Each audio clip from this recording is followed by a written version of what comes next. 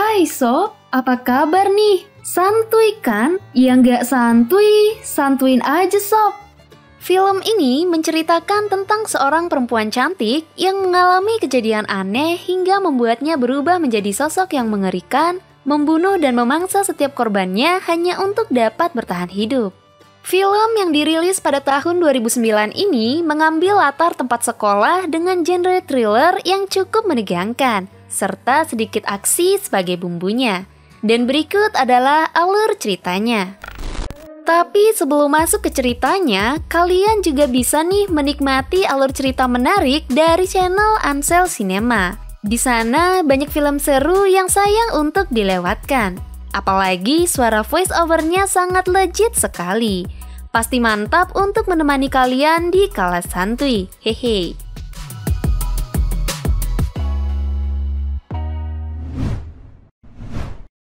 Film dimulai dengan memperlihatkan seorang perempuan bernama Nidi yang merupakan pasien gangguan jiwa. Dengan masalah emosinya yang sangat labil, perempuan cantik itu bahkan diperlihatkan kerap memberontak dan melawan petugas di sana. Hingga tak jarang ruang isolasi pun bisa menjadi tempat hukuman yang pantas untuknya. Perempuan itu juga menarasikan sekilas tentang pribadinya yang telah berubah sejak kejadian pembunuhan yang pernah dialaminya. Dan ia sama sekali tak menyesal dengan apa yang pernah terjadi di masa lalunya. Narasi pun kembali diperdengarkan tentang kisah masa lalu dari Nidi, di mana ia tinggal di sebuah kota kecil bernama Devil's Kettle. Ia dulunya merupakan perempuan yang rajin dan pintar ketika masih bersekolah. Nidi juga memiliki seorang sahabat bernama Jennifer yang selalu bersamanya sejak kecil hingga beranjak dewasa.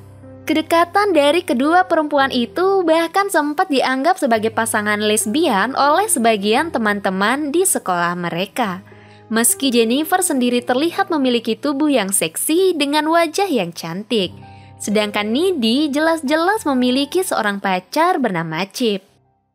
Hingga suatu hari, Jennifer yang diketahui sangat mengidolakan sebuah band indie bernama Low Soldier mengajak sahabatnya itu untuk menemaninya menonton pertunjukan band tersebut. Di malam pertunjukan, Jennifer yang sangat ngefans dengan sosok sang vokalis akhirnya bisa bertemu dan mengobrol langsung dengan laki-laki itu. Namun, laki-laki yang terlihat baik itu justru mulai menunjukkan sikap yang aneh ketika mengetahui bahwa perempuan yang ngefans dengannya itu diketahui masih perawan.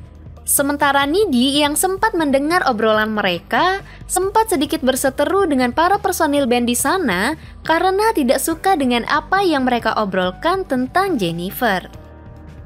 Hingga kemudian di saat pertunjukan musik tengah berlangsung, Nidi melihat adanya kobaran api yang tak lama kemudian membesar dan menimbulkan ledakan di bar tersebut. Untungnya Nidi dan Jennifer selamat dari kejadian itu. Namun tiba-tiba saja datanglah Nikolai yang langsung menawarkan minuman untuk Jennifer dan mengajak perempuan itu untuk ikut bersamanya. Sedangkan Nidi yang merasa adanya kejanggalan dari ajakan tersebut dan telah menilai jika Nikolai bukanlah laki-laki yang baik, sempat menahan sahabatnya untuk tidak mengikuti ajakan itu. Namun Jennifer yang sangat ngefans dengan sang vokalis tetap bersikeras untuk mengikuti ajakan tersebut dan meninggalkan Nidi sendirian di sana. Setibanya di rumah, Nidi yang masih ketakutan karena peristiwa kebakaran di bar tadi dan merasa khawatir dengan keadaan Jennifer, kini ia menghubungi Chip untuk menceritakan semua hal yang baru saja dialaminya. Namun di tengah obrolan telepon itu, Nidi menyadari adanya ketukan di pintu rumahnya yang ternyata itu merupakan Jennifer yang telah menyelinap masuk ke sana. Anehnya, Jennifer kini berpenampilan seperti sesosok zombie dengan pakaian yang lusuh dan penuh darah. Bahkan ia dengan lahap menyantap daging mentah yang ada di dalam kulkas rumah tersebut dan kemudian memuntahkan cairan linoleum yang hitam pekat di sana. Tak berlangsung lama, Jennifer pun pergi dari rumah Nidi tanpa sepatah kata pun terucap. Keesokan harinya, suasana berkabung pun turut menyelimuti atmosfer sekolah mereka. Karena ternyata kejadian ledakan dan kebakaran yang sempat terjadi di bar semalam telah merenggut sejumlah nyawa dari 8 siswa di sekolah tersebut, termasuk Ahmed yang menjadi siswa terbaik keturunan India di sana dan Nona Erickson yang merupakan guru bahasa Spanyol mereka. Namun anehnya, Jennifer yang juga berada di sana tidak memperlihatkan ekspresi sedih dalam raut wajahnya. Perempuan itu bahkan sesekali harus menahan tawa saat guru mereka mengabarkan kejadian tersebut. Sedangkan Nidi yang sempat mengalami kejadian aneh semalam masih terus mempertanyakan tentang kondisi Jennifer. Namun sahabatnya itu malah mengaku jika dirinya tidak pernah melakukan apa yang Nidi katakan, terutama tentang kejadian semalam. Bahkan perempuan seksi itu sampai menyebut jika apa yang dialami Nidi mungkin hanyalah sebuah ilusi belaka. Seolah belum mendapat kejelasan tentang kejadian semalam, Nidi juga menceritakan pengalamannya itu pada Chip tentang Jennifer yang seperti tengah kerasukan roh jahat dan menghampiri rumahnya tadi malam. Namun Chip yang mendengar cerita aneh tersebut merasa jika pacarnya itu hanya berhalusinasi saja dan seperti sedang mengarang sebuah cerita. Di waktu yang sama, Jennifer terlihat tengah mendatangi Jonas yang juga sedang bersedih karena kematian Craig yang diketahui merupakan teman baiknya di sekolah. Berdalih ingin menghibur Jonas di tengah kesedihannya itu, Jennifer justru mengajak laki-laki itu ke hutan seolah ingin menawarkan tubuh indahnya itu kepada Jonas. Namun bukannya akan bercinta, Jennifer malah berubah menjadi sosok monster mengerikan layaknya zombie yang langsung memakan tubuh Jonas di sana. Sementara seorang guru yang mendengar teriakan Jonas dari kejauhan sempat berpikir jika muridnya itu tengah meluapkan kesedihannya di hutan. Namun saat sang guru berniat menghibur dan mendatanginya, justru ia mendapati tubuh Jonas yang telah tewas dengan kondisi perut terkoyak di hutan tersebut. Sedangkan Jennifer yang baru saja memangsa Jonas, kini ia terlihat tengah mandi di danau hutan tersebut dengan penampilannya yang makin cantik, seksi, dan sangat legit.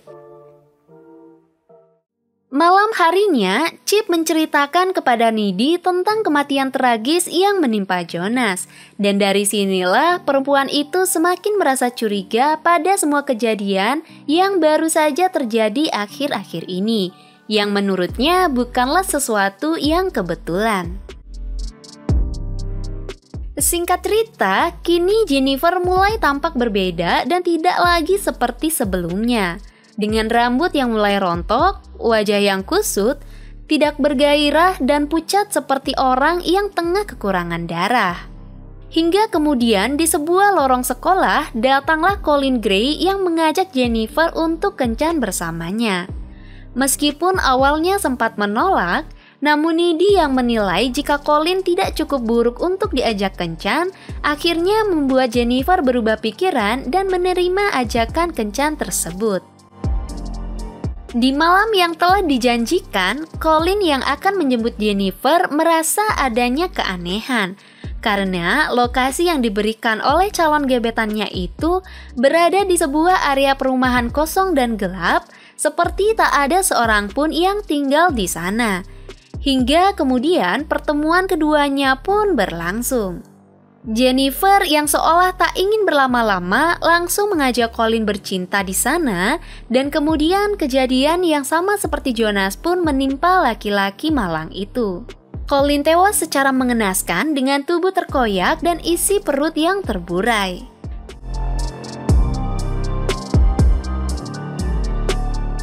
Di waktu yang sama diperlihatkan juga Nidi yang sedang bergenjot ria dengan Chip. Namun perempuan itu nampak tidak menikmati momen tersebut dan selalu muncul bayangan mengerikan di sana. Mulai dari tetesan darah di atap kamar, bayangan sosok Jonas yang tengah duduk di sofa, serta bayangan Jennifer dalam wujud zombie yang seolah datang mengawasinya. Nidi juga terlihat sangat tergesa-gesa ketika pulang ke rumahnya. Bahkan dalam perjalanannya itu, mobilnya sempat akan mengalami kecelakaan karena ia menghindar dari sosok Jennifer dengan tubuh penuh darah yang tiba-tiba muncul di tengah jalan. Dalam kondisi mental yang terguncang, Nidi memaksakan dirinya untuk bisa tertidur di kamarnya. Meski pertanyaan tentang Jennifer dan semua kejadian aneh belakangan ini masih tetap menghantui pikirannya. Anehnya, saat Needy mulai terpejam, ia dikagetkan dengan kemunculan Jennifer yang tiba-tiba telah ada seranjang dengannya. Sontak saja, Needy pun mulai menanyakan tentang kondisi sahabatnya itu serta semua yang telah dialaminya sejak kejadian di bar tempo lalu. Dari sinilah akhirnya Jennifer mengungkapkan apa yang telah dialaminya selama ini, bahwa ia tidak lagi sama seperti dulu, melainkan ia telah dirasuki oleh roh jahat tepat setelah kejadian di bar kala itu.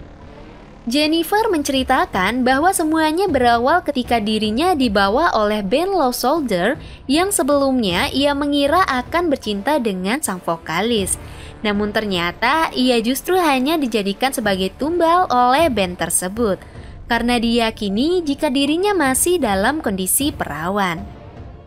Di tengah hutan, ia diikat dan dimulailah ritual pemujaan roh yang diketahui bertujuan untuk mendapatkan popularitas terhadap band mereka.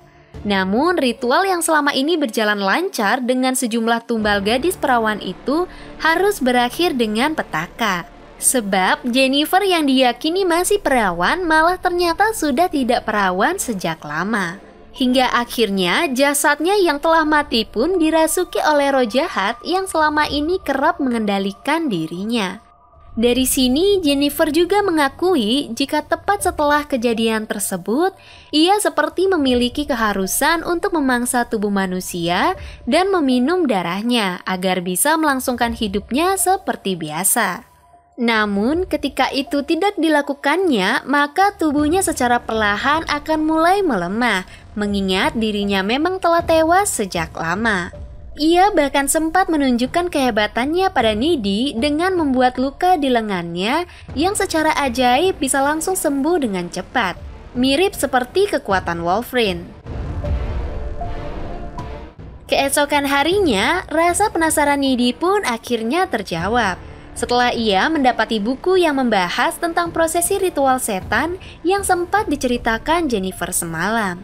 Dari buku tersebut diketahuilah bahwa Jennifer telah menjadi sukubus atau jasad yang telah dirasuki oleh roh jahat dan selalu membutuhkan daging serta darah manusia lainnya untuk dapat bertahan hidup. Sedangkan satu-satunya cara untuk membinasakannya adalah dengan menusuk tepat di jantungnya. Mengetahui hal tersebut, Needy pun menceritakan temuannya itu pada Chip dan memintanya agar tidak datang ke acara pesta dansa yang akan diselenggarakan sekolah dalam waktu dekat. Tujuannya tentu saja agar pacarnya itu terhindar dari maut, mengingat Jennifer juga diketahui bakal datang di acara tersebut. Namun bukannya percaya pada Needy, Chip justru menganggap bahwa pacarnya itu hanya sedang mengarang cerita saja dan kecewa karena pacarnya kini terlihat seperti orang yang dalam gangguan kejiwaan.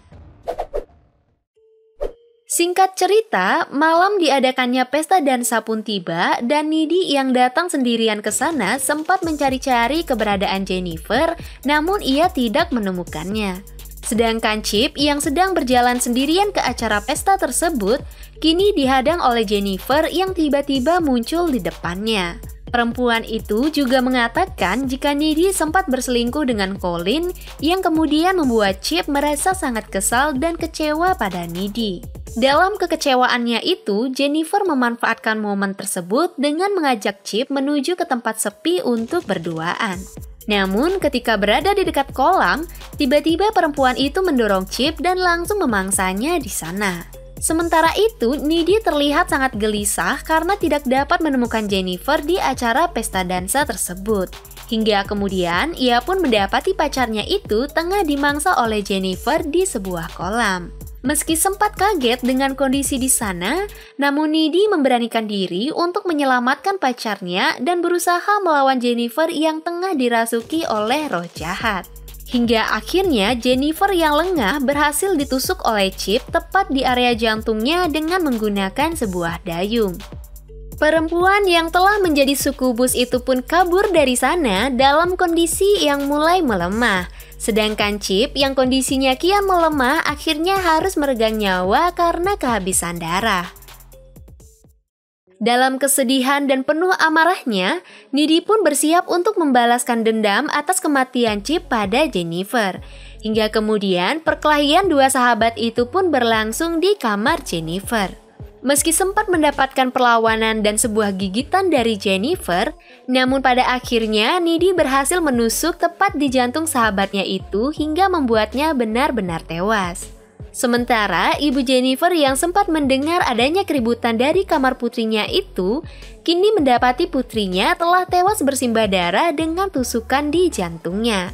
Hingga kemudian Needy pun dimasukkan ke rumah sakit jiwa, dan adegan inilah yang tadi sempat diperlihatkan di awal film tadi.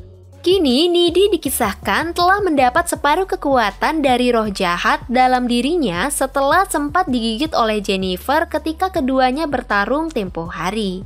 Ia bahkan diperlihatkan bisa melayang di udara lalu kabur dari rumah sakit jiwa itu dan memulai aksinya dengan menghabisi nyawa satu persatu dari personil band Lost Soldier. Dan film pun berakhir dengan begitu santuy.